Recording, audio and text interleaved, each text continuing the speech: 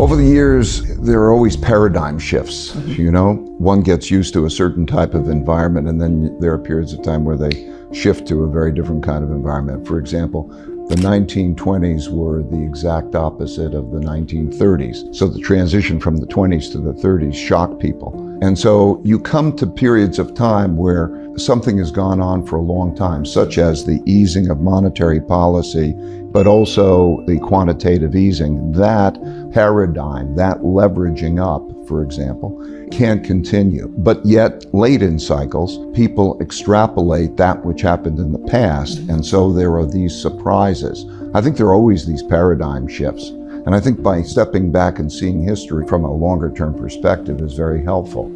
I think the Fed made a mistake, and I think the Fed understands that it made a mistake in assuming that this is a normal cycle. And what they thought was if you pick up growth and lower unemployment, you're going to produce inflation. We're living in a different world now for various reasons, a world of a lot of excess capacity, a world of digitalization and so on, in which that's not the big thing. The big thing is the fact that we're approaching an end of the power of central banks to stimulate. So the big thing is that we have a very big asymmetric risk. If the economy turns down, and we're late in the cycle, so a downturn will come, there's a lack of ability by central banks to be able to be stimulative and to reverse that. And that's happening at a time where there's great wealth polarity. So if the left and the right, or the rich and the poor, are at each other's throats at this time, and this is when times are good, imagine what it's going to be like when we have a downturn and there's an inability of central banks to respond to that.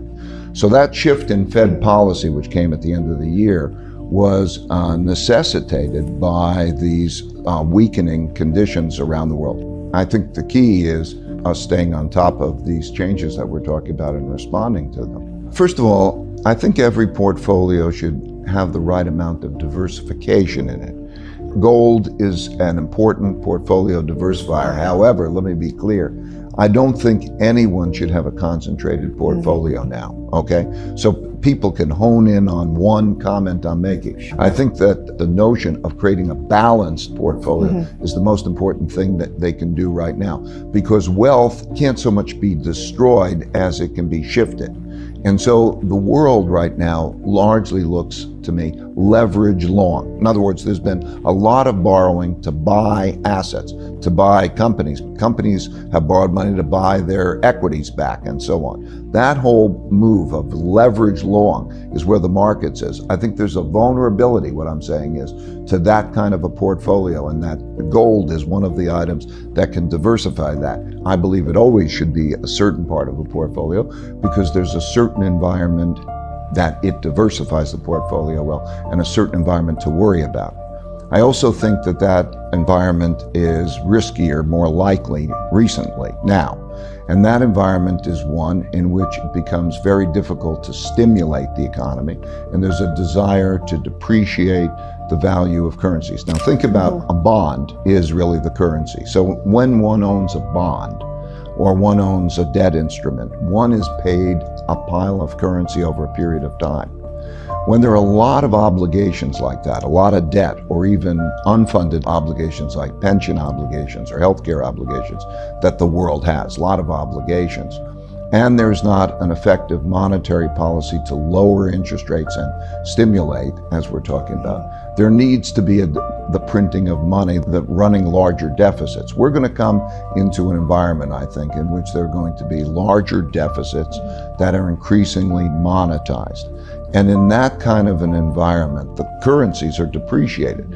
I think that in an evolutionary way, over the next 1, 2, and 3 years, that there will be a turn for the worse.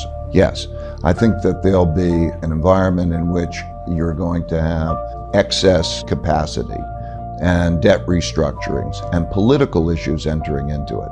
I think there's going to be an effect, a risk. Well, of course, recessions are always inevitable. The only question is when. And I think that you're seeing this around the world. You could see it through Asia.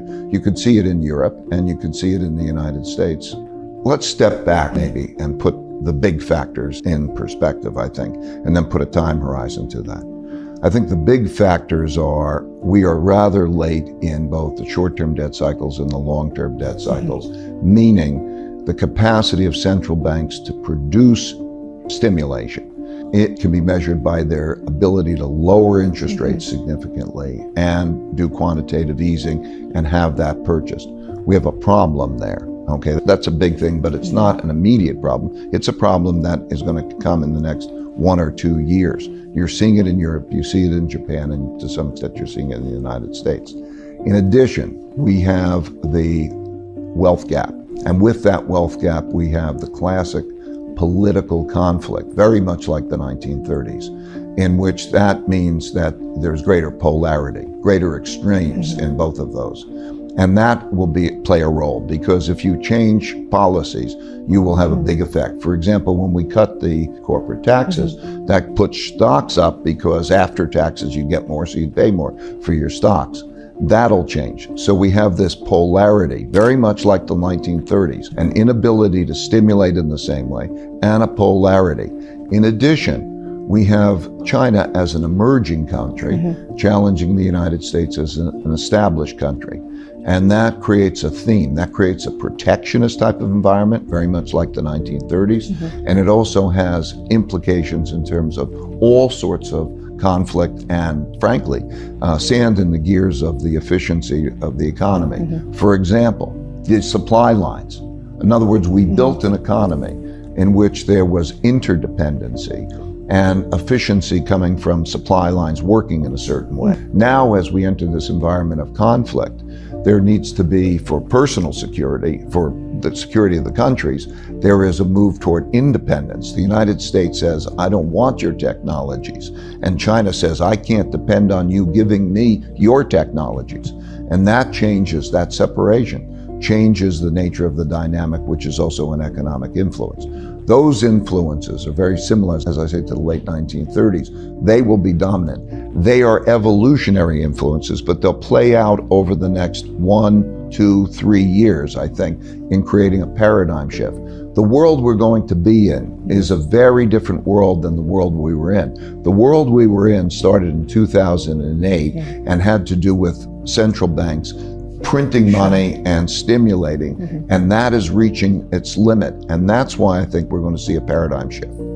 So what do you mean by a depression? Okay, something like happened in the 1930s. So just to repeat, 1929 to 1932, there was a fall in the economy and a very double-digit unemployment rates and a magnitude of fall in the economy like about 10%. Do I think we're in that? Yes. How was that dealt with? 1933. What they did is they printed a lot of money.